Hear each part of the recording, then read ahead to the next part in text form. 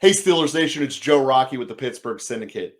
As you guys probably noticed in yesterday's episode, I went through the whole draft class last year of who's going to have a giant second-round bump.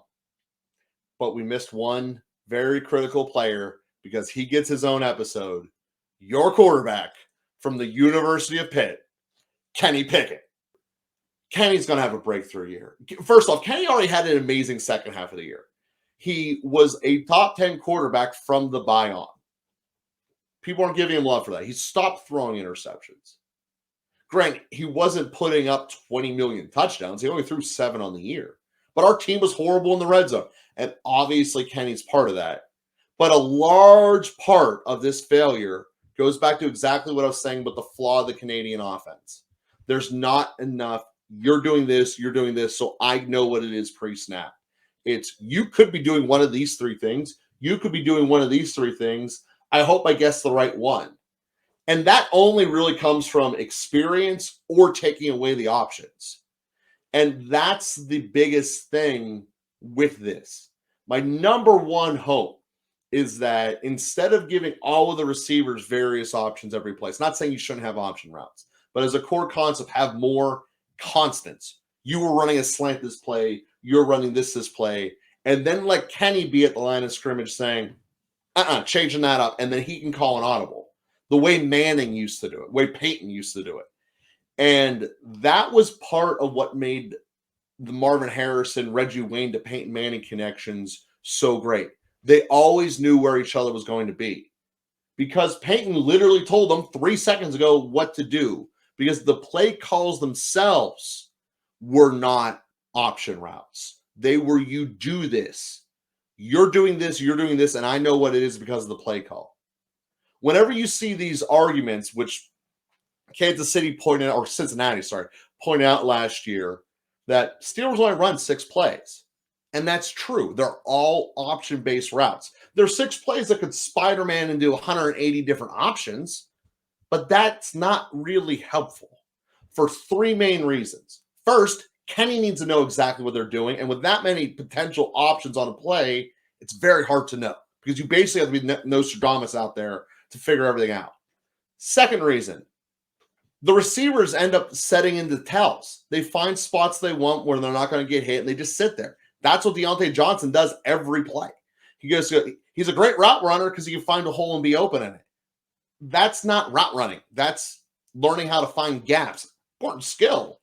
But when every play allows you to do that, that's why you throw the ball short 3rd and 3rd. And because he doesn't get anything after the catch, we have the worst 3rd quarter offense ever. This is just the problem. So the way that I see Kenny evolving the most is just getting more in line with his receivers, saying, if we are still doing this stupid every single play, you guys can do anything you want, children on the playground thing, I'm going to get better at telling you what I want you to do. All right, Pickens, this is what we're going to be here, so we're going to be here. Same with the rest of them. And yeah, that's part of the Kenny coming over and taking over his team. But that element of this offense is why Kenny Pickett is going to have his second-year growth. He already learned how not to throw interceptions, which he's amazing at. And what we're going to see now is Kenny step this process up. Kenny take over. Kenny Pickett is going to have an absolute amazing season this year. And a large part of that is, yes, he's entering into his second year. But even more so, he's entering into the position of authority where the receivers have to acknowledge and respect his calls. Last year, the quarterbacks was going to be Trubisky. Everyone knew Trubisky was going to be the starter on opening day. So all of the OTAs last year, all of the Latrobe, all of it was, I got to get on the same bus as Trubisky. I got to get where Trubisky's at. And the end of the day was, that's not the case anymore. This becomes Kenny's true team. Yes, I would love there to be more constants and have Kenny be the one directly calling the plays rather than letting the receivers make choices. Because in general, if the quarterback knows where the receiver is going to be, without a doubt, you're required to run a 7-yard out. you're required to do a 10-yard post. Even if the defense is better covered and, like, say I could stop short and do a curl here and I'd be more open, if the quarterback knows what you're going to do, you can make the receiver open better than the receiver making himself open and then hoping the quarterback is on the same page as you. This introduces something that the Steelers, compared to the Niners, are very, very bad at. We don't have run after the catch. And the reason schematically the Pittsburgh Steelers do not have run after the catch is because they are waiting. The quarterbacks are waiting. This is true regardless of which one's in there, for the receivers to establish themselves. And yes, that process takes less than a second. But we're in the NFL where you don't have second windows anymore. You have half a second windows. We see all of these stats whenever TJ's trying to sack people, that people are getting the ball out against us in less than 2.5 seconds. Wasting time to get on the same page is how you cost the gap, because the receiver ultimately needs to sit there for a heartbeat before Kenny can get the read there. If Kenny knows where you're going to be, then you can get behind the defense. Then he can hit you in stride while another route combination is distracting someone. This is where the Kenny Pickett growth train is going to be most notable. People are going to say it's only because, hey, he's not throwing interception. He didn't do that last year. People are going to say it's because we played a really weak schedule. Well, we're playing a really weak schedule this year, guys. Lolly's been pointing out all over the fact from the bye week on, we played a .463 winning percentage last year. This year, our total winning percentage is .470. It's the same schedule. It's the same difficulty of schedule.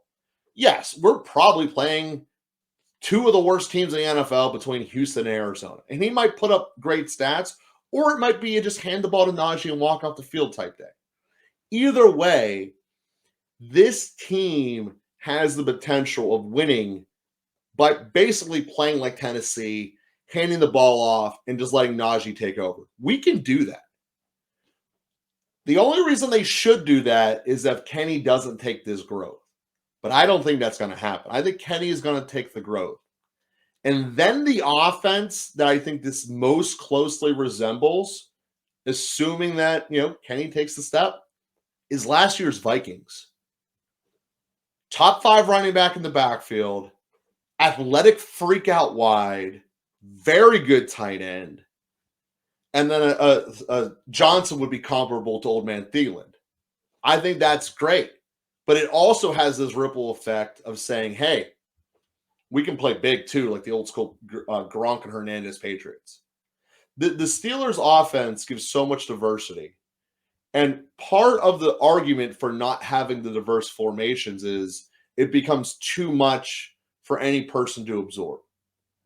And the reason I say the problem is in the option standpoint, which I harp on all the time, it's schematically why Canada is not good, is because if you have the set formation, the set plays that say you're required to do this, you're required to do that.